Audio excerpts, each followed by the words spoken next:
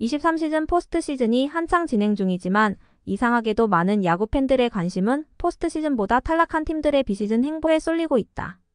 특히 롯데자이언츠, 기아 타이거즈, SSG 랜더스가 발빠른 움직임을 보이며 내년 시즌 준비에 들어간 모습이다. 롯데자이언츠는 김태형 감독을 선임하며 큰 이슈를 받고 있는데 29일 오전 정상호 배터리 코치의 영입 오피셜 기사를 발표했고 오후에는 양상문 전 롯데자이언츠 감독을 단장 후보로 올려놓고 면접을 진행했다는 기사가 발표되었다.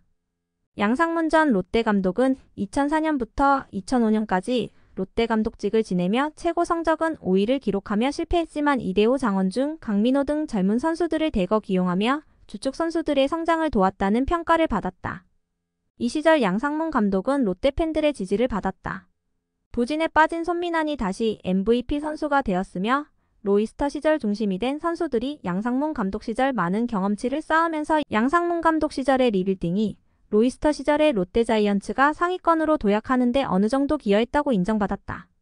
하지만 베테랑 박정태를 뚜렷한 이유 없이 엔트리에서 뺐고 박현승 또한 전력의 취급을 받는 등 베테랑 배척 방식의 선수단 운영으로 팬들의 질타를 받았다.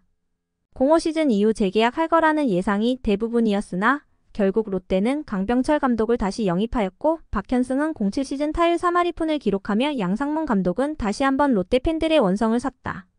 롯데에서 코치를 지내다 2010년 10월 롯데자이언츠 팬 게시판에 장문의 글을 올리며 팬들에게 작별 인사를 했는데 이 내용이 로이스터 감독에 대한 불만과 본인의 책임 회피를 한 내용이며 코치가 공식적으로 감독을 비판한 최초의 사례로 언론과 팬들의 질타를 받았다.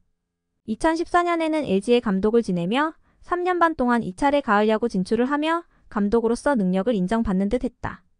하지만 LG에서도 역시 베테랑 배제를 최우선으로 하며 리빌딩을 진행했으며 성적은 괜찮았으나 지지하는 팬들은 많지 않았다. 이후 18시즌 LG 트윈스 단장직을 지냈으며 2019년 롯데자이언츠 감독으로 다시 복귀했다. 창단 최초 꼴찌라는 불명 예스러운 기록과 감독 부임 첫해 중도 사퇴라는 기록을 남기며 반시즌 만에 경질되며 추후 타팀에서도 감독은 되기 어려울 만큼의 최악의 모습을 보여주며 현장에서 물러났다. 이 당시 양상문 감독이 롯데에 남긴 건 2021년 드래프트에서 김진욱, 나승엽, 손성빈을 지명할 수 있는 성적을 남긴 것뿐이다. 투수 코치로서의 평가도 최악이다.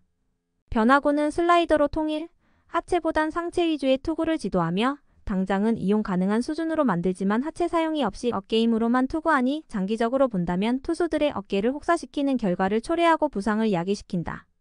더 큰 문제점은 이 투구 자세는 투수들의 피지컬과 스타일은 안중에도 없이 모든 투수의 자세를 본인이 선호하는 방식으로 변화시킨다.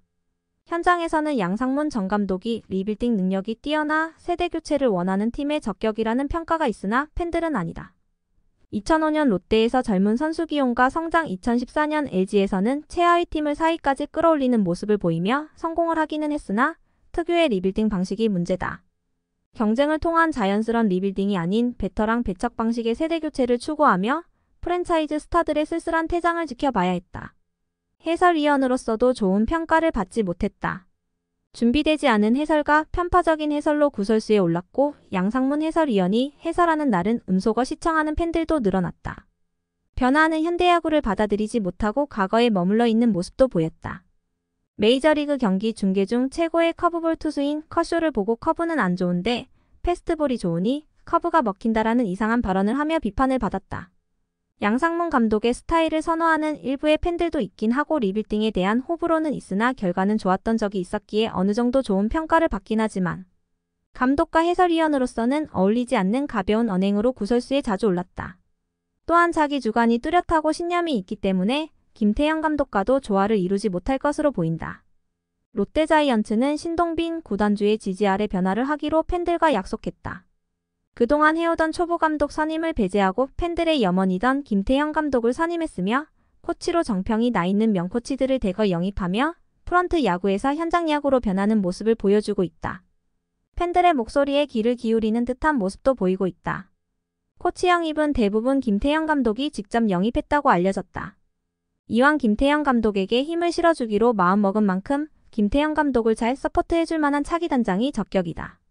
차기 단장도 내부 승격으로 결정난 듯한 모습이었으며 가장 유력한 후보로 롯데자이언츠 운영팀장을 지냈던 박준혁 더리터 대표가 물망에 올랐다. 박준혁 대표는 운영팀장 당시에도 롯데에 엄청난 애정을 보인 골수 롯데팬으로 알려졌다. 경영인인 만큼 김태형 감독을 잘 서포트해줄 수 있는 단장으로 괜찮다는 평가가 있다. 또한 KT 단장을 지냈던 이승용 전 단장도 팀에서 나왔다. 아직 팬들이 알지 못하는 차기 단장 후보도 여럿 있을 것이다. 여론을 보기 위함인지는 모르겠으나 갑자기 롯데 단장 후보로 왜 양상문 전 감독이 물망에 오르고 있는지 전혀 이해가 되지 않는다. 롯데자이언츠는 한국 시리즈 이후 단장 선임 발표를 하겠다고 했다. 이왕이면 좀 더 고민해보고 여러 단장 후보와 미팅을 충분히 해본 후 결정했으면 한다.